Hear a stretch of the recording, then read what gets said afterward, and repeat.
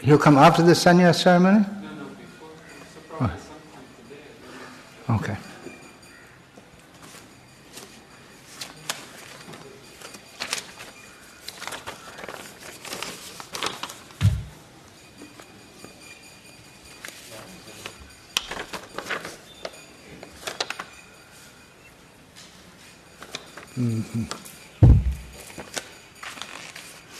Om Namo Bhagavate Vasudevaya. Om Namo Bhagavate Vasudevaya. Om Namo Bhagavate Vasudevaya.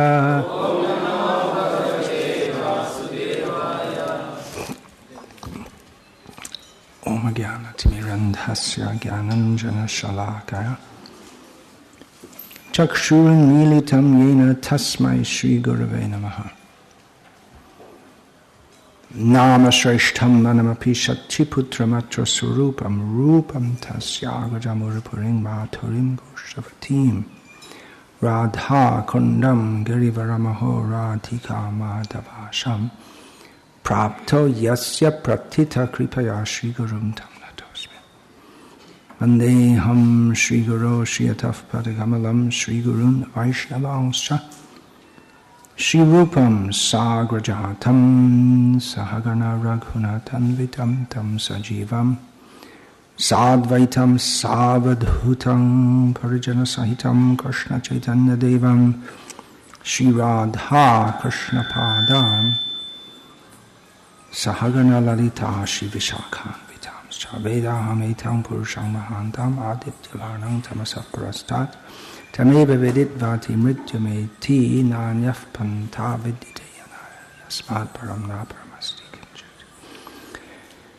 Jayati Jananivaso Devaki Putram Devaki Janmavado Yaduvara Parishat Swaradharbhir Asjan Adharmam Sthira Chara Vijana Kanasusmita Srimukena Vrajapura Vanitaram Bhartayan Kamadeva Baha Purang Natavaravapu Karnayo Karnikaram Bibhradvasa Karnaka Kapisham Vaijayantin Jamalam Randran Venur Adhara Sudhaya Purayan Gopa Vrindaer Vrindaranyam Svapadaramanam Pravishad Gita Kirtihi Shri Radhaya Pranaya Mahima Kidrisho Vanaya Vasvadyo Yena Adbhuta Madhurima Kidrisho Vanadya So Kyung Cha Jamad Anubhavata Kidrisham Beti Lobad Tadbhavadha Samajili Shatchikarbha Sindhavarinda Hare Krishna Krishna Krishna Hare Hare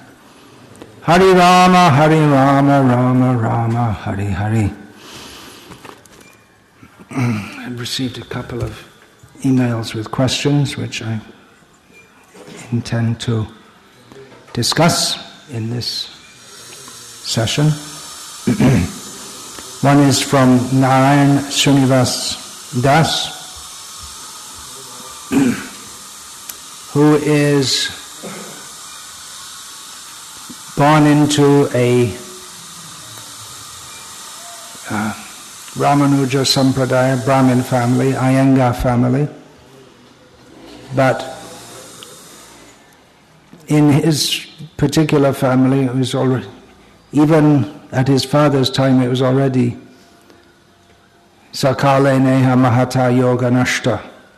The family traditions were not of Vaishnavism were not being maintained, so something was there, but he didn't have much exposure to Bhakti or Prapatti, as they would say. But he took up Krishna consciousness via Srila Prabhupada's movement. Now he is inspired to translate some writings of the great Sri Vaishnavas of the past, from Tamil to English, and giving a Gauriya commentary on that. And for the purpose of doing so, he's also checking with scholars from the Sri Vaishnava Sampradaya to see what their feedback is from that. Mostly it's very favorable. Now, that's just the background. Here's his letter. Yesterday I went to, or I had been to, in Indian English as he writes, I went to Ahobila Matam. This is in Hyderabad. But it's...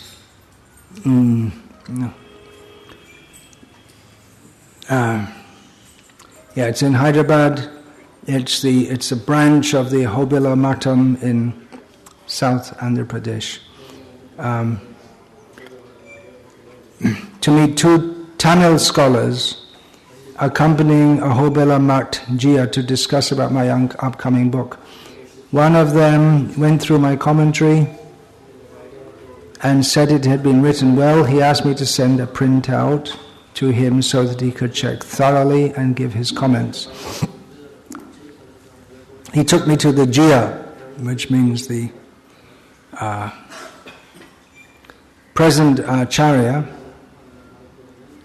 He took me to the Jia and told him about my book. Jia was very happy and blessed me. Looking at my Kanti Mala, he asked if I wore it always. When I replied yes, he asked even when I went to the toilet. I told him wherever I went, it would be there. Then he said that the mala would lose its pavitram if worn when going to the toilet, and so it should be removed. Further, he said, didn't we keep the holy thread circled around the ear when going to the toilet to protect its pavitra, its purity? He offered to show Shastra Pramans that the Kanti Mala should be removed while going to the toilet, and it should be worn only when doing some auspicious activity, and asked for Pramans from us that it should be worn always. I told him that I was following the instructions of our acharyas and would check with my spiritual master. So, these people are very favorable to us at the Ahobila Mat there. Regularly we have programs there in their, just adjoining Kalyan Mandapam, wedding hall. Recently, we had a 2-day program there, and that's not the first time we've done it. And it's just next to the mat or the temple, and they always request us when we go there with so many devotees to come in the temple and do kirtan.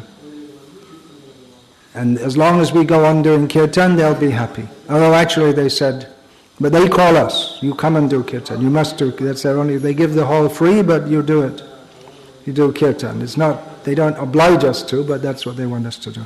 No, only if some program is going on, they'll tell us, come at this time, because some other program may be going on. So they're very favorable.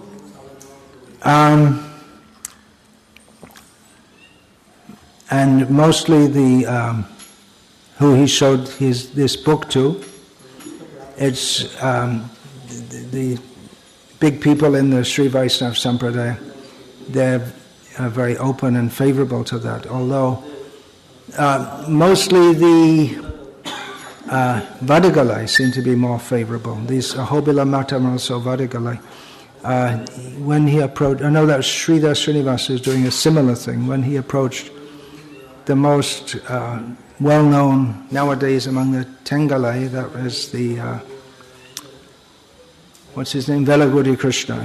He said that he didn't like to discuss unless with someone who has not had the samashrayam, or their initial initiation. He said these things shouldn't be discussed, except among such people.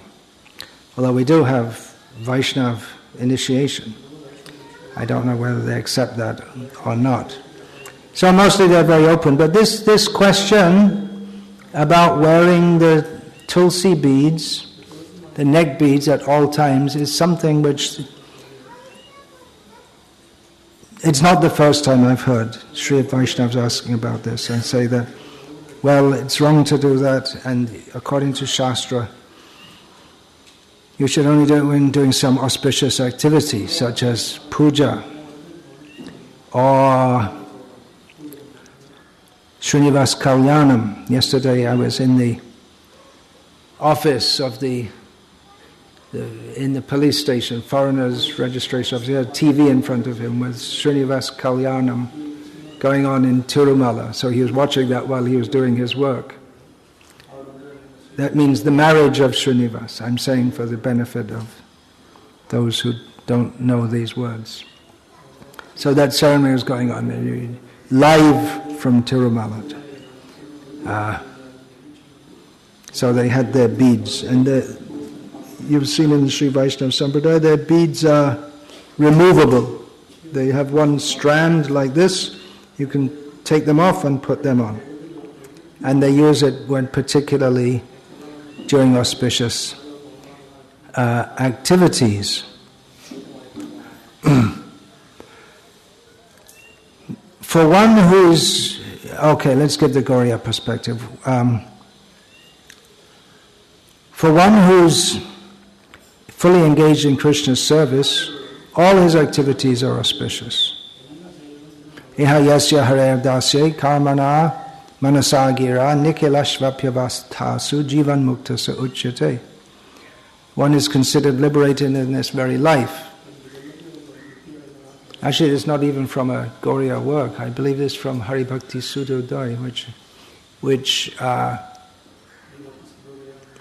which describes about Prahlad and Dhruva Maharaj, and it's really in the mood of dasya. But it's quoted by Gauriya. So,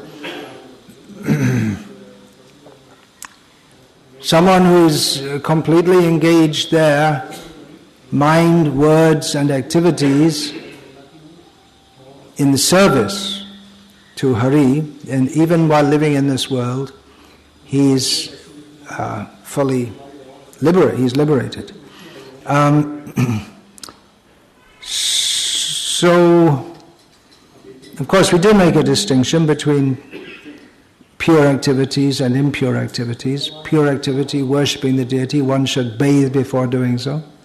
And impure activities, just like he's mentioned here, going to the toilet, that's an impure activity, after which one has to bathe to become ritually pure. Although a Vaishnava is always pure, Vaishnava charitra sarvada pavitra.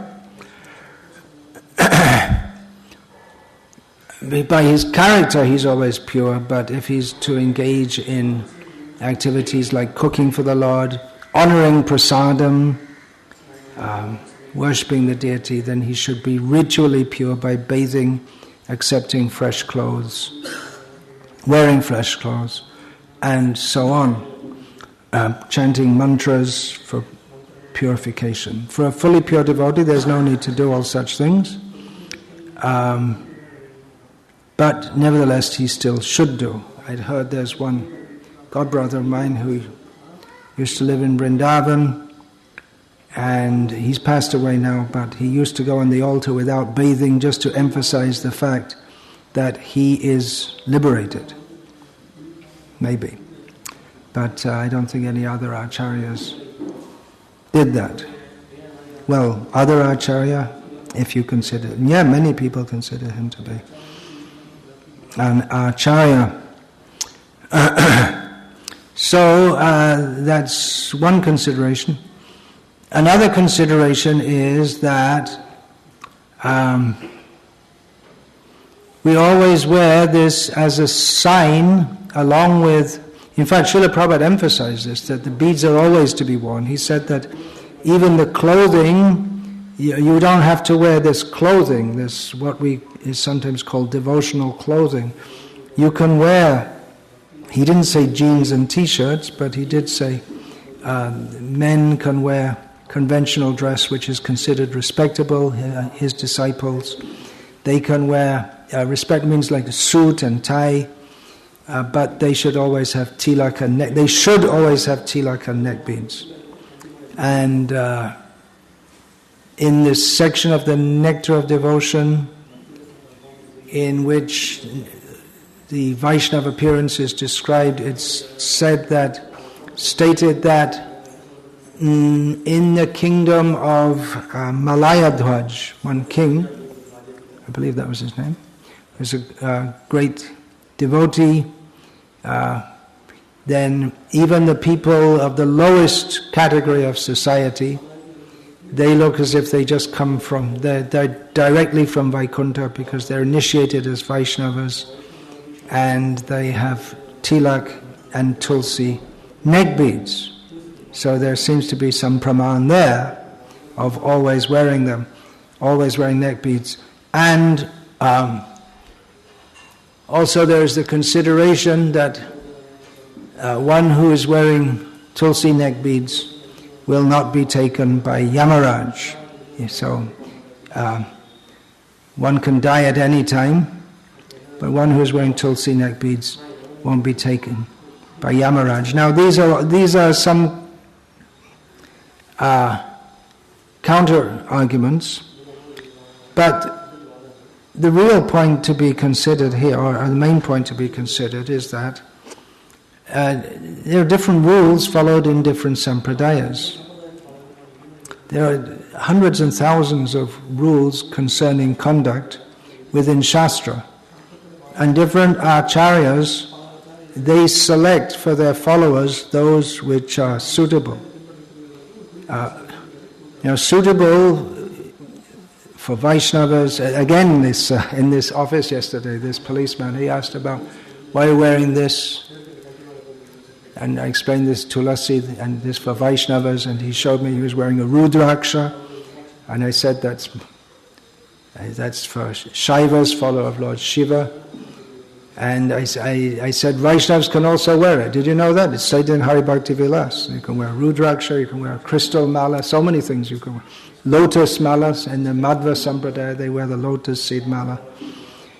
So in Hari Bhakti Vilas so many things are given, but we only follow those things which are, even though that's given by our Acharya, but we follow what our particular Acharya has given. And different things will be, so some things are meant for Vaishnavas, some things are meant for Shaivas, some things are meant for Smartas, and selectively followed. And even among Vaishnavas, there are different sampradayas with different ultimate aims of life. And so basically we have to say we have to follow what our acharyas say, what they select. You may say, well, that's something very important. Well, we could say that, well, maybe you should take off of that tilak also when you go when you go to the toilet. Yeah.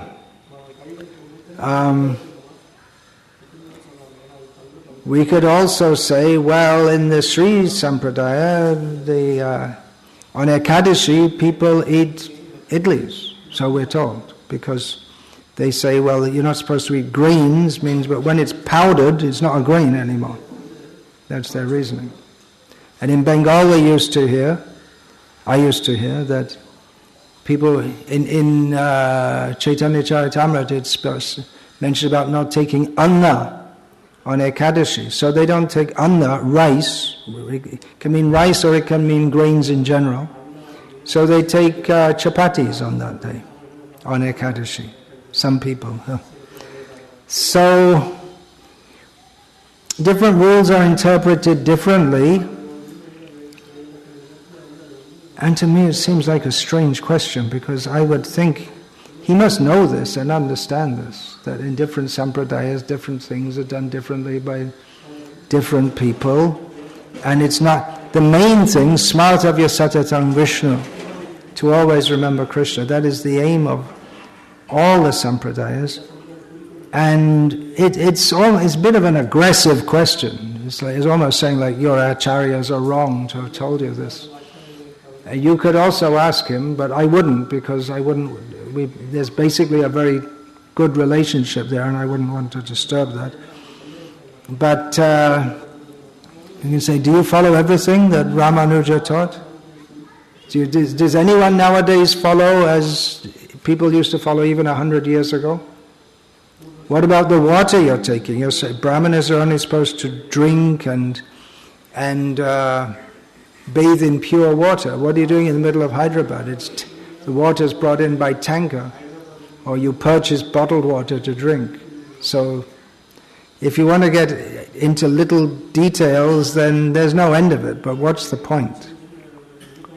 I wouldn't take it up with him in particular. If someone is being very aggressive, you might do it, but I would avoid arguing with these people. Probably he thinks it's something very important. Another thing we don't do, which is there are so many things we don't do, which is stated in Shastra, even in our own Shastra we should do, is to have the branded marks of Shankha Chakra, Gada Padma. We also don't do that, which is stated in Shastra we should do. So, we don't worship Ganesh in our particular branch of the Gauriya Sampradaya. Others do.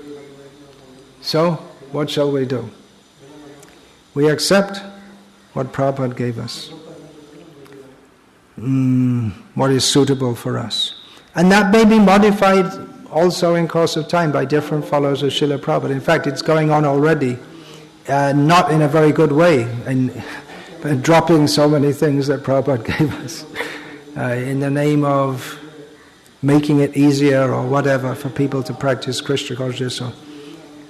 So, my understanding is that Srila Prabhupada introduced Krishna consciousness among people who are so far away from it that he really just gave them the very, very basics, which practically, in the beginning, he just gave Harinam and Prasada. And then lecture for those few who are willing to listen to it. Otherwise, he didn't demand anything. I read an account recently, one devotee wrote, the first time he saw Srila Prabhupada lecture, it was in a college hall. And two of the hippies there, they crawled up on the stage and went underneath Prabhupada's seat and went to sleep there. Can you imagine? It's probably they're intoxicated. They both became devoted, disciples of Prabhupada later, he wrote.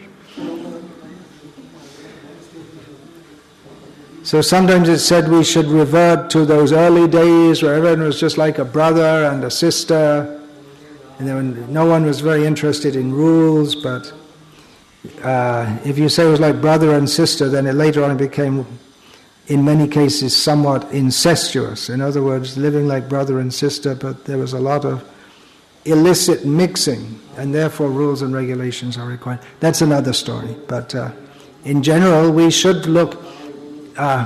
This is something I want to emphasize when we're discussing about Varnashram, especially here in India. There is a revival, or not really a revival, but a new interest in Varnashram among devotees in India. Did you notice that? Devotees are talking about it. I just went to Mira Road in Bombay, and I was specifically asked to speak about Varnashram. There's some talking about it, and devotees saying, "Oh yeah, that's what Prabhupada writes about in almost every page of his books." Oh yeah, what's it all about?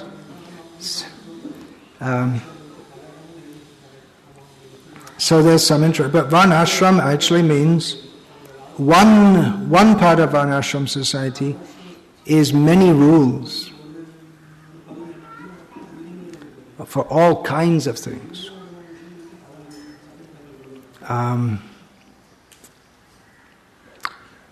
So we should know our rules.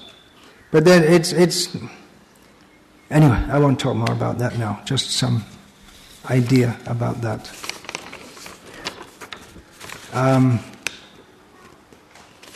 Now, another question. Some food stuff, and then very much seated very comfortably. Naturally, I may ask, that means the person who is being welcomed, what do you want?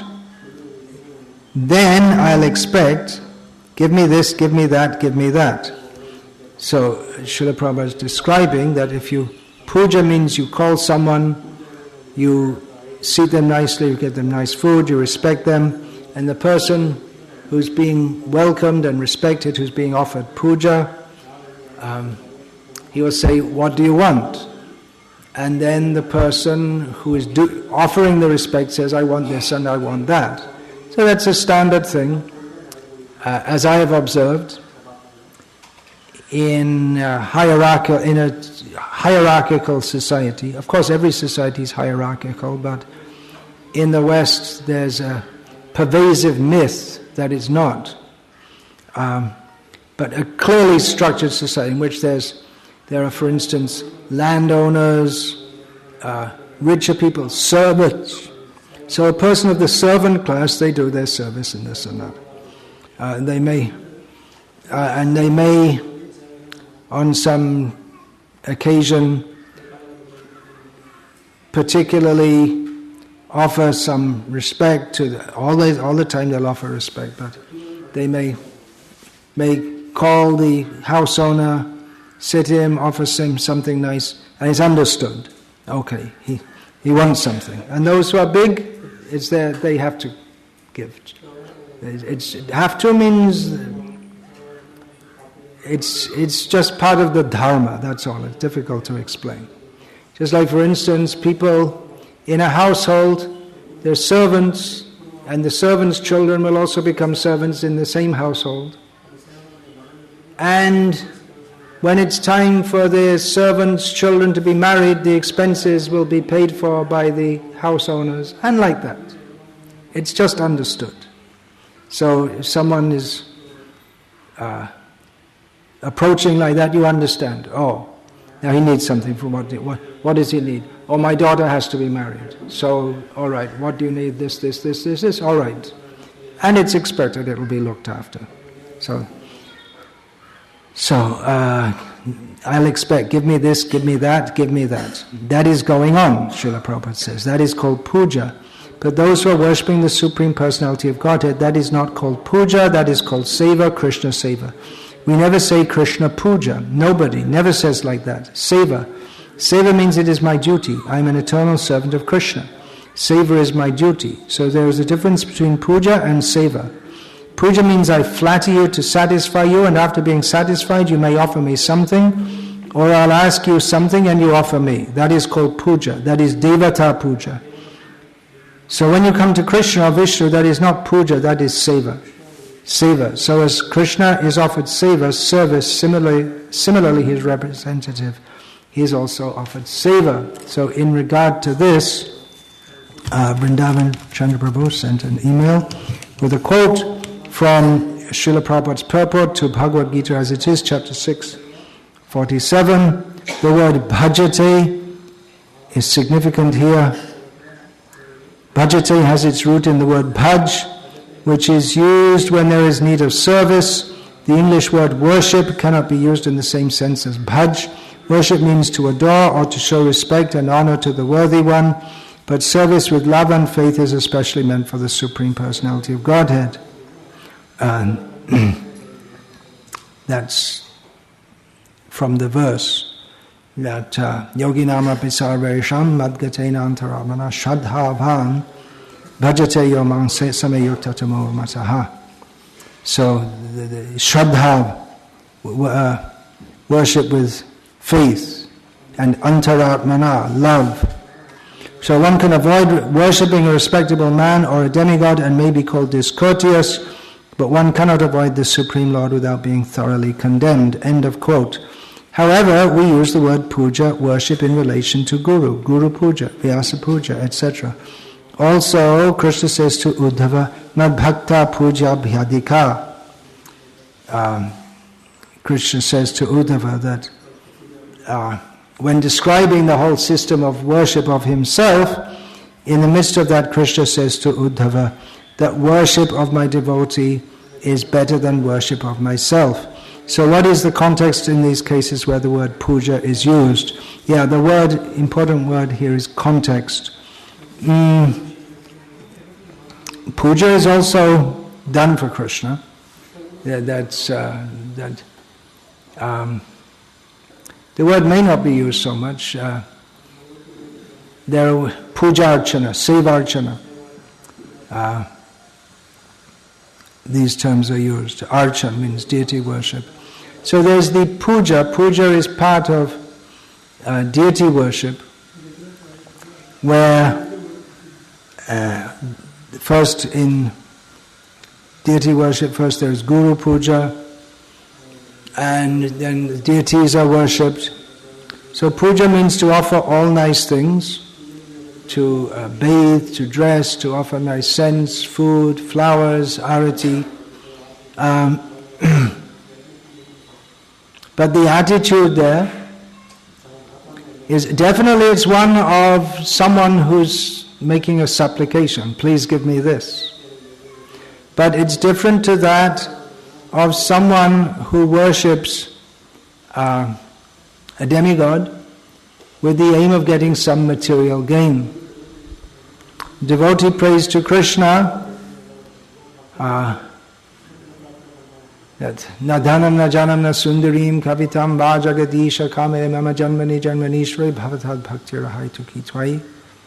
I don't want the kinds of things that people go to demigods for: money, wealth, followers, beautiful women.